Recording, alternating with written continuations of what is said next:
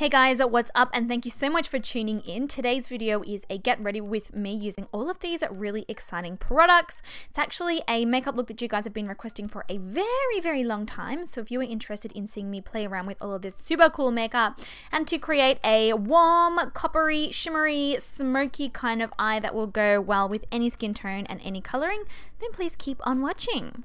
Alright, so first up we're going to be prepping the skin, and to give my skin a dewy, luminous look without compromising on longevity or oiliness, I'm actually going to be mixing a liquid luminizer in with my primer. I do have a whole video coming on how to get dewy, glowy foundation for oily skin types, so definitely keep your eyes out for that one.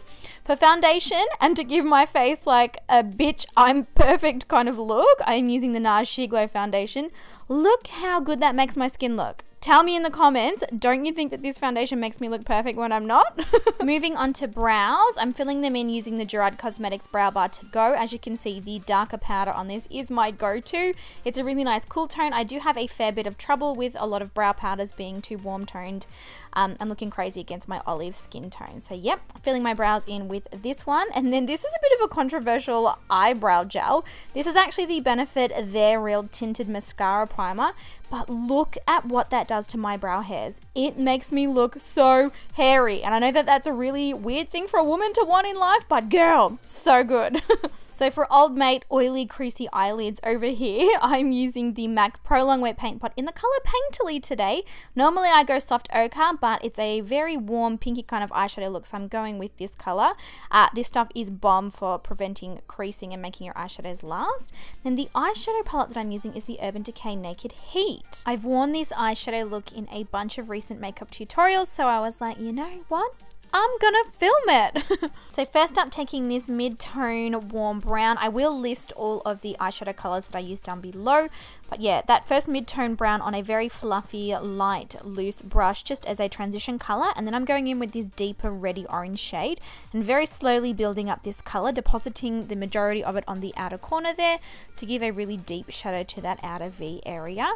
Then we're going in with the shimmer, and oh my goodness, the shimmers in this palette are absolutely groundbreaking. They are stunning. You do get a lot more payoff from them when you use them on a fingertip, which is pretty well the case with any eyeshadow really. I'm so excited that Urban Decay finally added a warm tone palette to the Naked family. We all know my thoughts on the Cool Tone Naked 2. Yeah. It was boring AF. And on the inner corner there, I was actually using a highlighter because unfortunately the shimmery shade in the Urban Decay Naked Heat doesn't really pack too much of a punch. So moving on to eyeliner, I'm creating a nice big thick wing, and I'm using that tape there that's stuck beside my eyes as a guide. When you peel it off, doesn't matter how messy you were, you know, applying the eyeliner, suddenly you look like a professional makeup artist. Try it. I swear to you, it works every time. Seriously, this camera's pissing me off. Suddenly my face is orange. The white balance, there's something funky going on here. So underneath my lower lash line, I've just smudged that sort of medium warm tone brown and popped a little shimmer on the inner corner and on the brow bone. Now applying some mascara and some eyelashes. All of these products will be linked down below as always, guys, but that pretty well finishes the eye look. Now moving on to the skin, I'm taking the L'Oreal True Match Concealer, and I'm going to be using this one underneath my eyes and down the center of my face as a concealer and a highlighter. I actually really like this concealer. It is really full coverage, it's creamy, it's easy to blend, and it's long lasting. So yeah. Oh, and you can't go past the price, obviously being drugstore. You know my thoughts about that. If you saw any of my recent videos where I spent over $400 on Fenty Beauty, oh my god, what is wrong with me? Oh, just take a minute.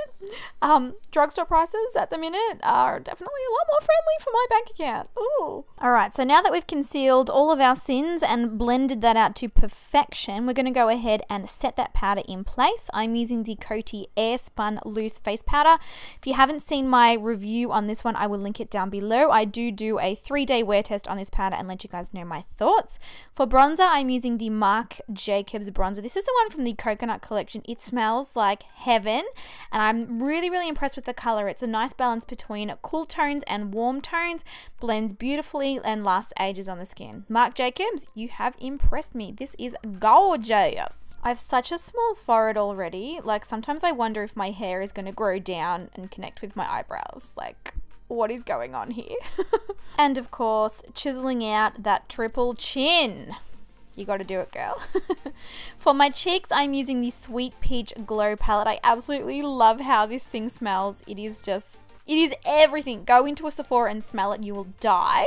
This palette isn't, you know, over pigmented, so it's actually very easy to work with, and it gives a really soft, natural glow to the skin. Like, I love the way that the blush is just glowy and radiant, and it looks like a natural flash, and the highlighter isn't sort of over the top crazy blingy either. It's really soft and natural, which I feel like for me, like, it's unusual, because normally I'm like, yes, I want to be beat, but this cheek palette has just been my entire life recently. Now moving on to the lips, I'm going to do a bit of an ombre lip liner situation with this Rimmel lipstick, and then I'm going to be filling the center of my lips in with a lip color. I like my ombre lips to be super soft and subtle, like I don't like it to be crazy obvious. So yeah, filling the lips in with the GERARD Cosmetics lipstick in the color, I think this is Buttercream. As always, I will link it down below. And here is the finished look, guys. So I hope that this answered all of the questions you guys had about this makeup look.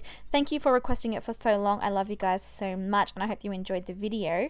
Now, obviously, the next thing to do would be to go and click on over to this next video, because I think you're going to enjoy it as well. I love you guys, and I'll talk to you all soon. Bye!